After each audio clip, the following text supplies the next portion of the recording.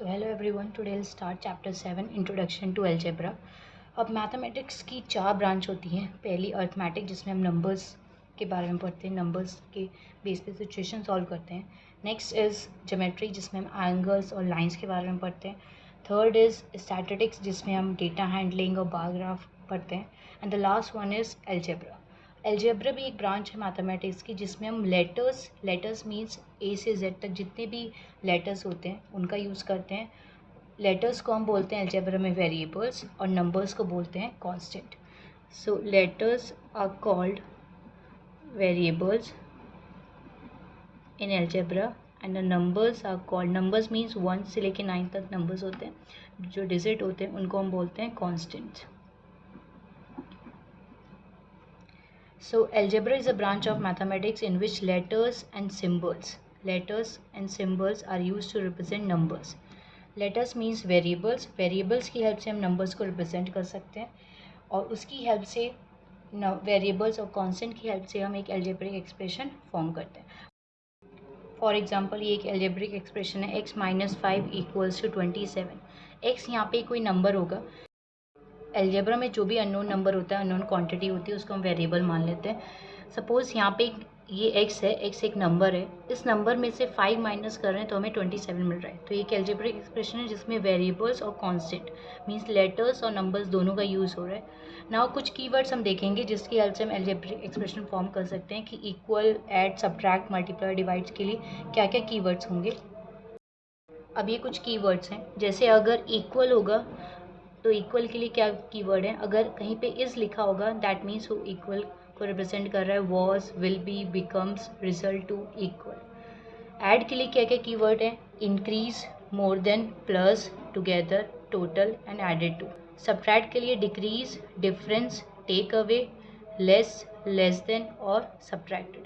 अब लेस और less than में बहुत बड़ा डिफरेंस है। अगर ये लिखा हुआ है 8 लेस 9 तो इसको हम लिखेंगे 8 - 9 एज इट इज़। पर अगर ये लिखा हुआ है 8 लेस देन 9, इसका मतलब कि 9 से 8 क्या है, लेस है। तब लेस देन में जो नेक्स्ट नंबर होता है, नेक्स्ट क्वांटिटी होती है, पहले हम उसको लिखते हैं। 9 बाद में, तो पहले उसको लिखेंगे, उसके बाद -8। ये थोड़ा सा डिफरेंस है। मल्टीप्लाई के लिए क्या क्या कीवर्ड्स हैं, प्रोडक्ट मीन्स मल्टीप्लाई, टाइम्स कहीं पे लिखा होगा तब भी मल्टीप्लाई, ऑफ मीन्स मल्टीप्लाई, और एक और है ट्वाइस। ट्वाइस का मतलब होता है हम 2 से मल्टीप्लाई कर रहे हैं, थ्राइस का मतलब होता है 3 से मल्टीप्लाई। डिवाइड के लिए कीवर्ड्स हैं डिविडेंड एंड कोशेंट। अब मल्टीप्लाई को हम शो कर सकते हैं 3 डिफरेंट वे से। फॉर एग्जाम्पल हमें 2 प्रोडक्ट ऑफ 2 एंड x, 2 और x दो का प्रोडक्ट दिखाना है, प्रोडक्ट मीन्स मल्टीप्लाई। अब इन दोनों का प्रोडक्ट दिखाना है तो हम 3 तरीके से दिखा सकते हैं। पहले हम लिख सकते हैं 2 × x, ठीक है, ये मल्टीप्लाई का साइन है। उसके बाद दूसरा तरीका है 2 डॉट x, डॉट भी रिप्रेजेंट करते हैं मल्टीप्लाई को। And the third way is 2 bracket में x। जब भी ब्रैकेट में हम कोई नंबर लेते हैं और ब्रैकेट के बाद कोई साइन नहीं होता, दैट मीन्स ये क्या है, मल्टीप्लाई। और सीधा हम ये भी लिख सकते हैं 2x, वेरिएबल और नंबर के बीच में अगर कोई भी साइन है that means multiply sign is there. तो ये कुछ वेज हैं मल्टीप्लाई को शो करने के लिए। अगर हमने 2 और x का प्रोडक्ट शो किया है तो हम इसको लिख सकते हैं 2 × x भी, 2 डॉट x और 2 in bracket x and 2x। सबसे ज़्यादा यूज़ होता है, हम आगे चल के जब भी क्वेश्चंस में देखेंगे, सबसे ज़्यादा ये यूज़ होता है कि ये जब भी नंबर और वेरिएबल एक साथ लिखे होते हैं तो उसके बीच में कोई साइन नहीं होता है, कोई साइन नहीं है, that means multiply sign is there. Now let's start exercise 7A। First question, write the length of this knife. तो ये जो नाइफ है इसमें ये हैंडल की जो लेंथ है वो 8 सेंटीमीटर गिवन है और इतना ये जो शार्प है जो इसकी जो लेंथ है वो 5 सेंटीमीटर। टोटल लेंथ हमें बतानी है, तो टोटल के लिए हम क्या करते हैं, दोनों को ऐड करते हैं। तो ये 5 और 8 दोनों को ऐड करेंगे, सो ये लेंथ हो जाएगी a + 5 centimetre. Next B part, right the length of the screw. Screw में इतना पोर्शन की जो लेंथ है यहाँ से लेके यहाँ तक ये 1 सेंटीमीटर गिवन है और यहाँ से और यहाँ तक पूरा ये 22 सेंटीमीटर गिवन है। तो अगेन लेंथ बतानी है तो टोटल लेंथ बताएंगे, तो दोनों को ऐड कर देंगे, x + y centimetre. Now next C part, right the total cost of this fruit. Again total है तो दोनों को ऐड करना है। एप्पल की कॉस्ट है x रुपीज़ और बनाना की कॉस्ट है 1 रुपी। तो टोटल करना है तो दोनों को ऐड, दोनों की कॉस्ट को ऐड करेंगे. So total cost equal to x plus 1 rupees. Now D part, right the total cost of this articles. So ये वॉच की जो कॉस्ट है वो x रुपीज़ है और ये कैमरा की कॉस्ट y रुपीज़ है. टोटल बताना है तो दोनों की कॉस्ट को ऐड करना होगा, x प्लस y और rupees. Now question number 2 A part, right the length of the handle. So इसमें हैंडल की लेंथ बतानी है. तो यहाँ से लेके यहाँ तक जो ये लेंथ है ये q सेंटीमीटर है और टोटल लेंथ गिवन है p सेंटीमीटर. सो ये वाली हैंडल की जो लेंथ होगी वो क्या करेंगे, टोटल में से ये माइनस कर देंगे. सो हमें हैंडल की लेंथ पता हो जाएगी. सो टोटल इज़ p और इतनी लेंथ गिवन है q. So p minus q centimetre. Now B part, right the length of the barrel. तो ये गन गिवन है, गन की जो टोटल लेंथ है वो m सेंटीमीटर है और यहाँ से लेके यहाँ तक की जो लेंथ है वो n सेंटीमीटर. सो बैरल की लेंथ बतानी मीन्स यहाँ से लेके ये यहाँ तक की जो लेंथ है ये हमें फाइंड आउट करनी है. सो टोटल में से इतनी लेंथ माइनस कर देंगे. सो ये हो जाएगा m minus n centimetre. Now question number 3 A part, right the total length of these 4 screws. So हर स्क्रू में each screw is equals to t centimetre. So एक स्क्रू की जो लेंथ है वो t सेंटीमीटर है. हमें 4 स्क्रूज़ की लेंथ बतानी है. सो हम क्या कर देंगे, या तो हम एक, इसके दो मेथड हैं, या तो हम क्या करेंगे क्योंकि 4 स्क्रूज़ हैं तो 4 को t से मल्टीप्लाई कर देंगे, ये हो जाएगा 4t centimetre. So total length आ जाएगी 4 स्क्रूज़ की 4t सेंटीमीटर. और नेक्स्ट इसका मेथड है, ये t जो है इन सबको ऐड कर देंगे. 4 बार अगर ऐड करेंगे t plus t plus t plus t, 4 बार हो गया. सो ये हो जाएगा 4t centimetre. Next B part, same जैसे हमने ए पार्ट किया वैसे ही बी पार्ट करना है. Right the total length of these nibs. यहाँ पे 2 निब्स गिवन है, दोनों की लेंथ बतानी है टोटल. सो 2 से मल्टीप्लाई कर देंगे d को, ये हो जाएगा 2d सेंटीमीटर. और दूसरा तरीका है, ये 2 d हैं, इसको 2 बार ऐड करेंगे, सो हो जाएगा 2d सेंटीमीटर. या तो हम ऐसे लिख सकते हैं या फिर ऐसे लिख सकते हैं, दोनों तरीके सही हैं. Now question number 4 A part, right the cost of each toffee. Each means 1, एक टॉफ़ी की कॉस्ट हमें बतानी है. यहाँ पे टॉफ़ीज़ गिवन है 4 टॉफ़ीज़ की जो कॉस्ट है वो x पैसे है. So 4 toffees is equals to x पैसे. सो 1 टॉफ़ी की बतानी है. So 1 toffee is equals to x को डिवाइड कर देंगे x/4 पैसे. तो जब भी हमें 1 की क्वांटिटी बतानी होती है तो जितना गिवन होता है उसको उससे डिवाइड कर देते हैं. अगर हमें 1 की गिवन होती है और हमें नेक्स्ट रिक्वायर्ड क्वांटिटी की बतानी होती है तो हम मल्टीप्लाई करते हैं. Now next part B part, what is the length of each equal part. So यहाँ पे ये जो लाइन है ये 3 पार्ट्स में डिवाइड है. एक पार्ट ये हो गया, सेकेंड पार्ट ये है और थर्ड पार्ट ये है. ये जो टोटल लेंथ है ये b मीटर गिवन है, मीन्स 3 पार्ट की जो लेंथ है वो b मीटर गिवन है. हमें 1 पार्ट की लेंथ बतानी है. So 3 parts is equals to length of 3 parts is equals to b metre. So 1 part is equals to b divided by 3 metres. जब भी 1 की निकालनी होती है तो हम क्या करते हैं, डिवाइड करते हैं. Question number 5, write each verbal expression as an algebraic expression. Algebraic expression हमें फॉर्म करना है. अब कीवर्ड्स की हेल्प से हम इसको लिखेंगे. First part is 3 more than t. More than का मतलब होता है ऐड, तो 3 में ऐड करना है t. सो ये हो जाएगा 3 plus t. Now next second part, c less d. Less और लेस देन में डिफरेंस बताया था. जब भी लेस लिखा होगा तो हम एज इट इज सब्ट्रैक्ट करेंगे और जब लेस देन लिखा होगा तो पहले सेकंड नंबर या सेकंड वेरिएबल जो भी गिवन होगा पहले उसको लिखते हैं. तो यहाँ पे लेस है तो इसको एज इट इज लिखेंगे c लेस d. c में d जो है वो c से लेस है. Now third part, y increase by 6. Increase means plus, y में प्लस करना है 6. Now fourth part, m decrease by 8. Decrease का मतलब होता है सब्ट्रैक्ट, सो m minus 8. Now fifth part, 5 times x. Times का मतलब होता है, ये टाइम्स मल्टीप्लाई का कीवर्ड है. सो टाइम्स मीन्स मल्टीप्लाई. सो 5 को मल्टीप्लाई करना है किससे, x से. तो या तो हम 5x लिख सकते हैं या फिर इसको और 5 multiply by x.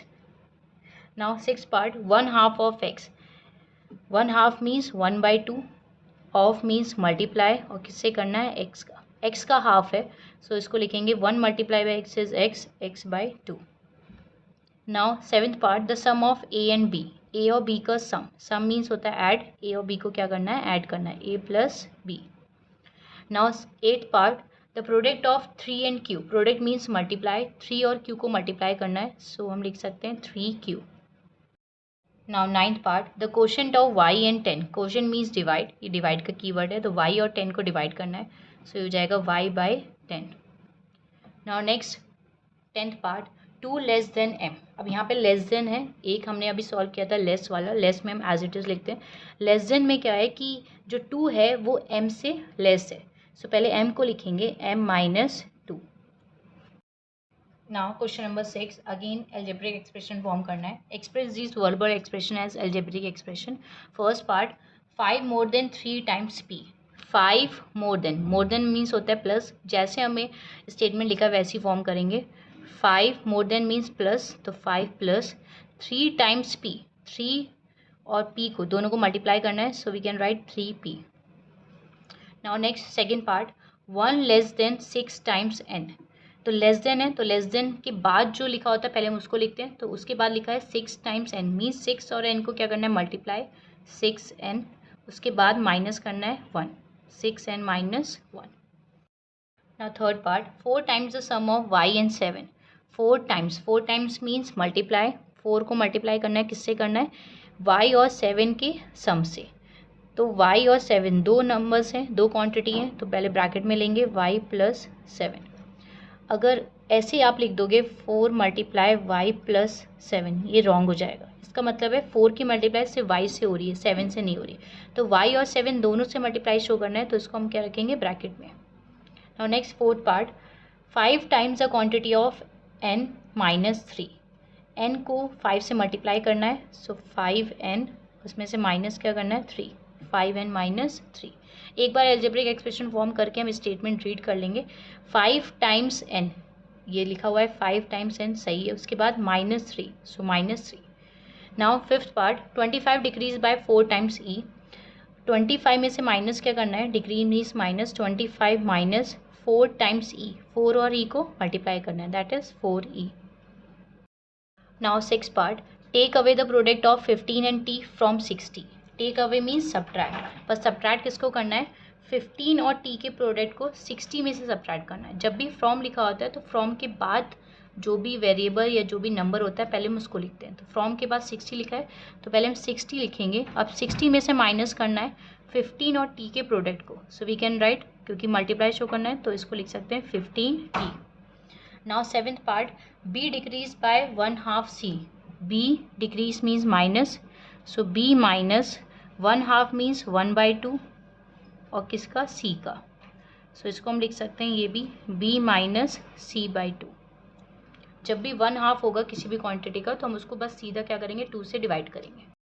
Now next 8 part, 15 more than means plus, so 15 plus more than the quotient of d and 5, d और 5 को क्या करना है, डिवाइड करना है, सो d डिवाइडेड बाय 5। अब रीड करेंगे, 15 more than the quotient of d and 5, that means this is correct. Now question number 7, express the answer of each of the following as an algebraic expression, फिर से हमें एक algebraic expression form करना है, पर अभी statement थोड़ा word problems के फॉर्म्स में। So first part is, Raja is 10 years older to Ravi, Raja जो है वो रवि से 10 ईयर्स ओल्डर है, मीन्स बड़ा है। If Ravi's age is x years, Ravi की अगर एज है वो x ईयर्स है, व्हाट इज़ राजास एज, तो हमें एल्जेब्रिक एक्सप्रेशन के फॉर्म में ये एज गिवन है, तो ऐसे कोई नंबर्स नहीं गिवन है, वेरिएबल्स के फॉर्म में गिवन है, तो सिर्फ हमें एल्जेब्रिक एक्सप्रेशन फॉर्म करना है जिसमें वेरिएबल नंबर्स दोनों का यूज़ होगा। तो पहले हम रवि की एज हमें गिवन है तो लिखेंगे Ravi's age is equals to x years. अब रवि और राजा की एज में क्या रिलेशन है कि तो राजा की जो एज है वो रवि की एज से 10 ईयर्स ज़्यादा है, मीन्स राजा जो है वो रवि से 10 ईयर्स बड़ा है, सो राजा की जो एज रहेगी वो कितनी हो जाएगी, x प्लस 10, क्योंकि रवि की एज x है और उससे 10 ईयर्स ओल्डर है, तो x plus 10 years. Now what is Raja's age, तो राजा की एज फाइंड आउट होगी x plus 10 years. Now second part, a ball and a kite cost ₹65, एक बॉल और काइट दोनों की जो कॉस्ट है, दोनों की टोटल कॉस्ट कितनी है 65।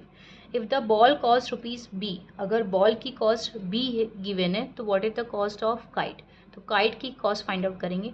सो बॉल और काइट दोनों की मिला के कॉस्ट 65 है और बॉल की खाली बी है, तो काइट की फाइंड आउट करने के क्या करेंगे, टोटल में से ये जो टोटल कॉस्ट है बॉल और काइट की इसमें से माइनस कर देंगे बॉल की कॉस्ट को। सो पहले हम लिखेंगे the cost of ball and kite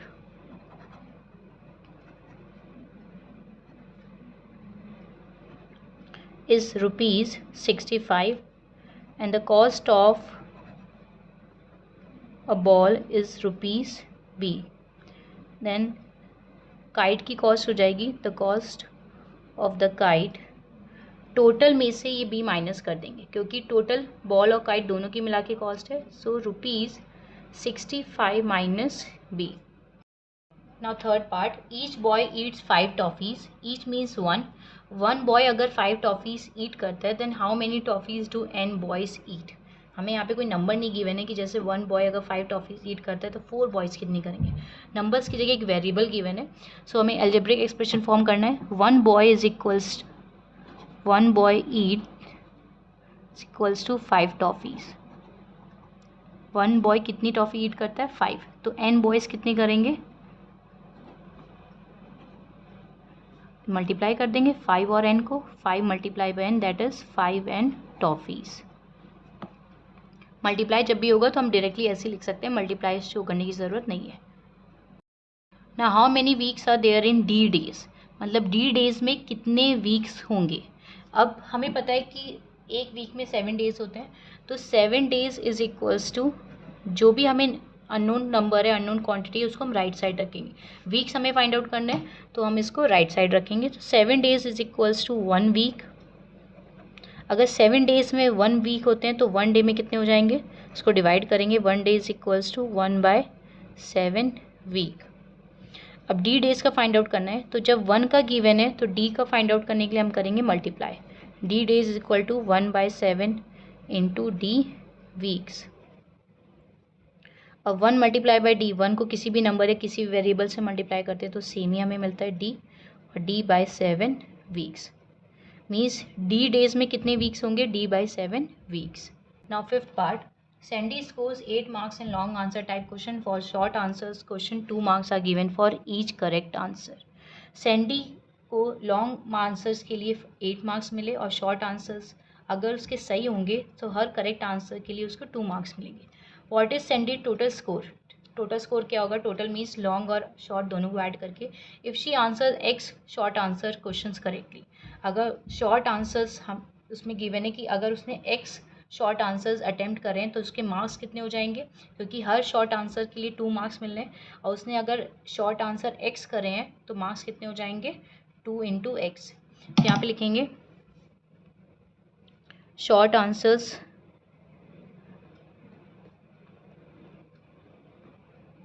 is equals to x and marks for short answers, क्योंकि क्वेश्चन में गिवन है हर करेक्ट शॉर्ट आंसर के लिए मार्क्स मिलेंगे 2, तो उसने अटेम्प्ट करे, फॉर एग्जांपल अगर उसने x शॉर्ट आंसर अटेम्प्ट करे तो मार्क्स कितने हो जाएंगे 2x, 2 multiply by x 2x।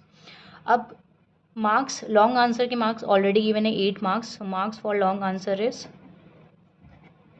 8। अब सैंडी का टोटल स्कोर पूछा था, टोटल के लिए हम क्या करेंगे, दोनों को ऐड करेंगे, Sandy's total score is equals to marks for long answer plus marks for short answer, दोनों के मार्क्स को ऐड कर देंगे।